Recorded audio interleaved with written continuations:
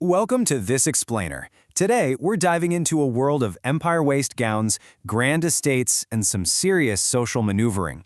We are unpacking exactly how Jane Austen transformed what might look like a totally simple romance into a brilliant, multi-layered critique of Regency society. We're going deep into Pride and Prejudice.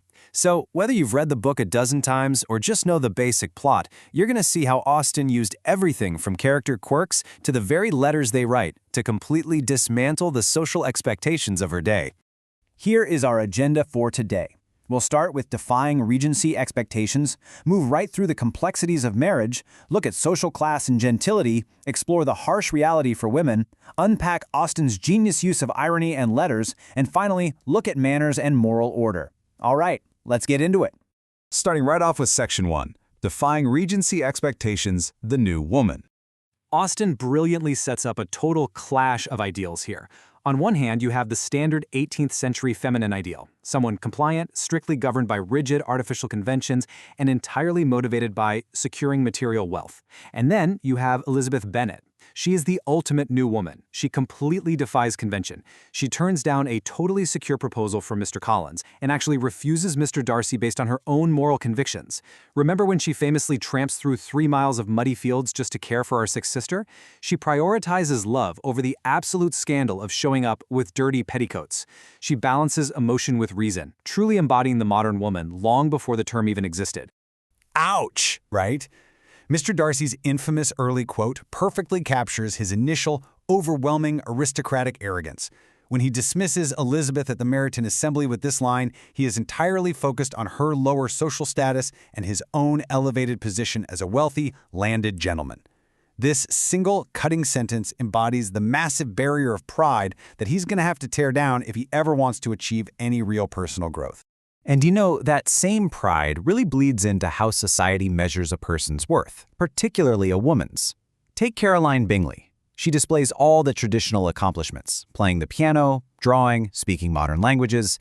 But let's be honest, it's all a superficial show just to attract a wealthy husband. Austen champions a totally different ideal through Elizabeth and Darcy.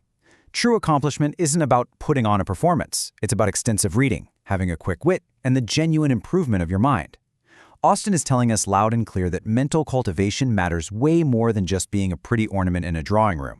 Moving right along to Section 2, the complexities of marriage, motivations, and outcomes. Look at this breakdown. Austen uses 5 distinct couples to meticulously map out basically every single motivation for marriage and its outcome. You've got Charlotte Lucas and Mr. Collins, representing pure economic necessity. Sure, it yields security, but absolutely zero emotional fulfillment. Then there's Lydia and Wickham, whose totally unregulated passion leads to a disaster, one that actually requires Darcy's external intervention and hard cash to fix. You have the Bennet's superficial attraction, resulting in a completely dysfunctional home. It's only with Jane and Bingley that we see genuine affection leading to real happiness.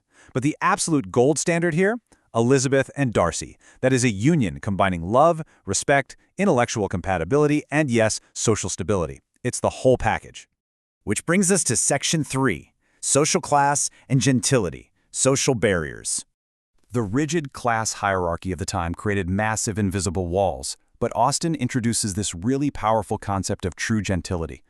This is the idea that moral integrity and personal worth matter far, far more than inherited social status. She constantly contrasts characters like Mr. Wickham, who has the external polish and look of a gentleman, but absolutely zero moral substance, against Elizabeth. Elizabeth might lack wealth and high social connections, but she has true refinement, deep intelligence, and integrity. Ultimately, Austen points to Darcy's massive estate, Pemberley, as the ideal. It represents responsible privilege, where inherited social advantages are actually paired with real moral obligations to the community. But hold on a second. Before we judge characters like Charlotte Lucas too harshly for marrying the utterly pompous Mr. Collins strictly for money and security, we have to stop and ask ourselves this critical historical question. What were a Regency woman's actual options? Let's explore that in Section 4, The Reality for Regency Women, Limited Options. The reality was harsh. As you can see, a woman's economic vulnerability in this era was almost absolute. The Bennet family's estate is entailed away to a distant male relative. That means if Mr. Bennet dies, his wife and daughters are essentially homeless and penniless. With education strictly limited to those ornamental skills we talked about earlier, marriage wasn't just some romantic dream, it was literally a career. It was the primary and often the only option for survival and advancement. Any power or influence a woman could wield had to be cleverly negotiated from within the tight constraints of her own household. When you view the story through this lens, locking down a wealthy single man isn't just nice, it's a high-stakes matter of survival.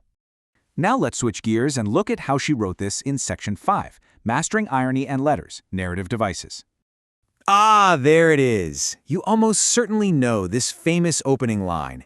It is arguably the most famous opening sentence in all of English literature. But here's the brilliant part.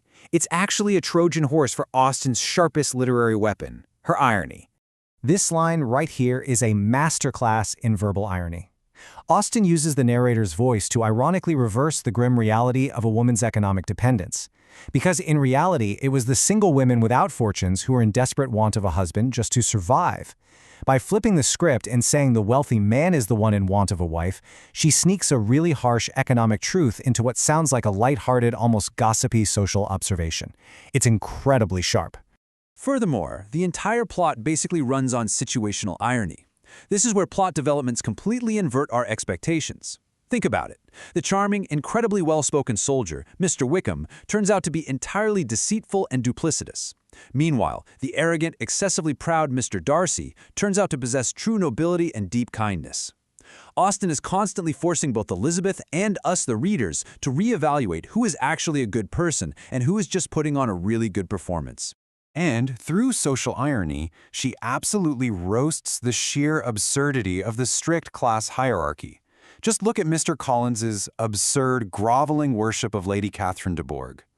Austen uses his utterly ridiculous behavior to show us just how foolish it is to blindly bow down to social rank, especially when the person holding that rank is actually as narrow-minded and rude as a Lady Catherine. Beyond the irony, Austen uses letters as a brilliant multi-tool. They aren't just the text messages of the 1800s.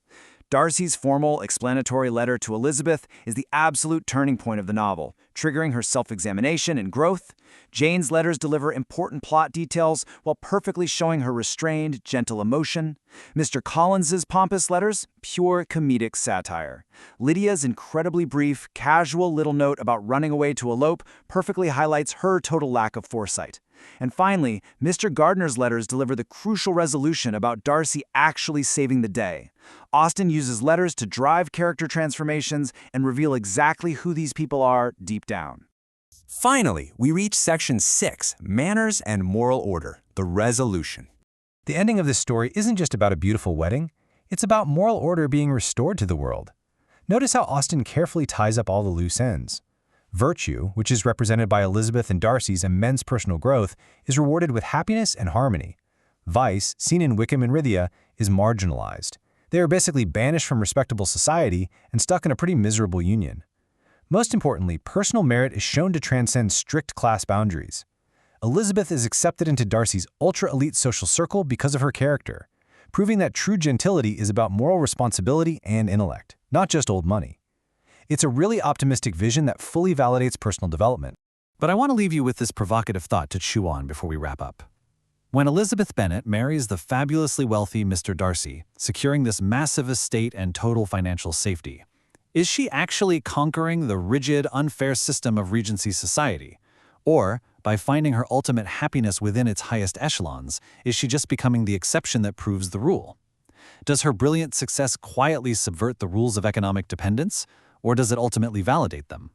It is a true testament to Jane Austen's genius that well over 2 centuries later, we are still debating the brilliant layers she hid beneath a supposedly simple love story. Thank you so much for joining me for this explainer, and remember to always keep questioning the structures around you.